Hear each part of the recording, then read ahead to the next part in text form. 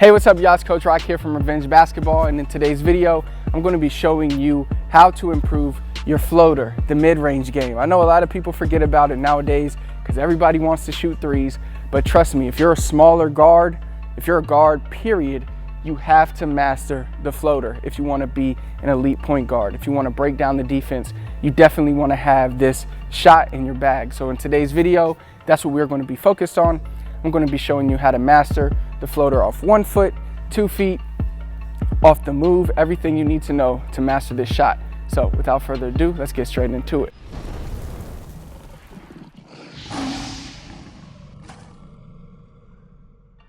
All right, so the first thing we're going to work on is basic, you can call them runners, you could call them floaters with one hand.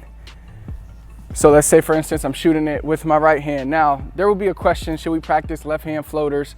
In my opinion, a floater or a runner is like a shot, and I would never shoot the ball with my left hand. I'm a right-handed shooter.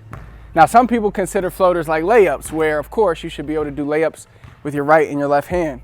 Me personally, and even watching tons of footage, rarely will you ever see a player at a high level shoot a floater with their weak hand. Because of the type of shot that a floater is, usually it's done in where there's open space. So usually you have the decision of shooting a right-handed or left-handed floater. That's like if I'm open for a jump shot, I'm going to shoot a right-handed shot, not a left-handed shot. So that's my opinion in that. I do recommend you can practice your weak hand for floaters, but I would definitely master with my strong hand first, with my strong shooting hand first. Because again, I consider floaters right here kind of like little pull-up jump shots, and I would never pull up with my left hand. So I rarely would ever do a floater with my left hand. I always do it with my strong hand. And again, you can look at tons of NBA players when they do it. Rarely will you ever see them do it with their left hand. Now, I'm not saying you shouldn't practice it, but definitely make sure you master your strong hand first. And you know, you can mix in reps, but don't think you have to only use weak hand reps if you're not good with your weak hand. Definitely try to master this with your strong hand first, because when you get in games, you'll be much more likely to take this shot with your strong hand. So with that being said, when we're working on this, anytime I'm working on a regular move or a shot, I like to isolate it. So the first thing we're going to do is work on the one hand floater or runner. So all we're going to do is take one dribble here. You could stand maybe the foul line, take one dribble here, and then float it. You'll be jumping, if you're a right hand shooter, you'll be jumping off your left foot, doing a floater. All right, now if you're a left-handed player, you'll be going this way. And of course, if you're working with your left-handed floater, you'll be going that way as well. But again, a left-handed floater just isn't a high percentage shot. At least for me, I just don't feel comfortable doing it in real games, and I've worked on it tons and tons, and a lot of my players feel the same way. So that's why I recommend, again, mastering it with your strong hand. So we're here, and all you're going to be doing, again, take a dribble and floating it up. This is just to get the rhythm down, to get the momentum down, and then we will add movement into this. But first you have to get the basic foundation down, the mechanics down first properly. So again, here, dribble, float it. So that's what we're doing right there. Now, of course, we also want to practice a floater off the hop. So we'll be doing basically the same thing, but this time we'll just be taking the dribble, taking this hop, and then shooting the floater. Just like we did the first time where you took one step. Remember, everything is kind of stationary. We're really just working on the mechanics, working on the footwork, working on everything necessary to have a good shot. A good floater, this is the equivalent of working on this aspect of your shot. We're basically doing the same thing for the floater here. So we're here, ball in our strong hand, take a dribble, hop right here. You'll see you'll probably be angled usually, because when you're in the game and you're attacking, you're usually taking this jump stop here so you can keep yourself in between the man and the ball. And then you're going to float it and square to the basket as you're in the air. So that's how usually this shot will be. So that's how we're going to work on it. So I'm here, one dribble, float,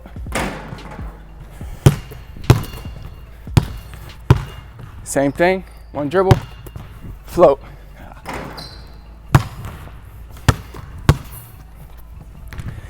So once you have that down, again, basic footwork and things necessary. If you were to do the left hand, you could go here. For example, the left hand with your left hand going off the 1 foot would just be a step, and then you're floating it with the left. And it'd be the same thing if you're doing off the hop. You hop and you'd be shooting your left-handed floater. Now, once you master that footwork, I would say do 10 reps. You could do 10 reps with your right and 10 with your left. At least make sure you get your strong hand down first. So you have the last phase down, right? Because you're here, boom, boom, shot. So now we can work on our ball handling. We can come up here. You could set different sets or whatever types of reps you want to do. You could work on crossovers. You can freestyle it. That's usually what I like to do. Just come to the cone, do whatever you want, get into the lane, and then you start making your move. Boom, 1, 2, floater. Or take a dribble, hop, and do the floater off of the hop. So for example, if I'm here, boom, boom, boom, I can go, get here, go right there, and hit the floater. Now, a lot of players might be wondering, well, how can I shoot the floater from the right hand on the left side? Should I do a left-handed floater? My argument would be stick to your strong hand, because think about when you would be using the floater, right? It's because you beat this man. The help defense is down there, but this is open. So if this is an open shot, why would I shoot it with my weak hand when I can shoot it with my strong hand? So you can still use your strong hand on the weak side here. So let's say I go, boom, beat my defender. I'll take this here. I'm switching the ball in my hand. So you see I took this dribble here, boom, and then I'm just going straight into my floater. So if I'm here, boom, boom, I beat him, 1, 2, and I get into my floater like that. So we can do the same thing with the hop. Boom, boom, do whatever I have to do to get by this man. Remember what we practice, this angle, and then we're shooting the floater. So we're here, boom, boom, get here. Got the lucky shooter's bounce. So we're there. And again, you can still do this hop to the left. So if I'm here, cross, boom, I can come here. Because again, there's going to be space there. If you don't have this open shot and there's a man here, you should keep driving, get to the rim for a layup. See what I'm saying? So if you drive and this isn't open because the help comes, you should be at the rim because there should be no other help down here. So that's why this shot will be open. Help defense will be right there. Your man will be back there. You'll have time and space to shoot it with your strong hand. All right, so how can you incorporate this into your training? What I would do is I would add this. You can add it at the end of your workouts or at the beginning of your workouts to get warm, to see the ball go through the basket, some of that stuff.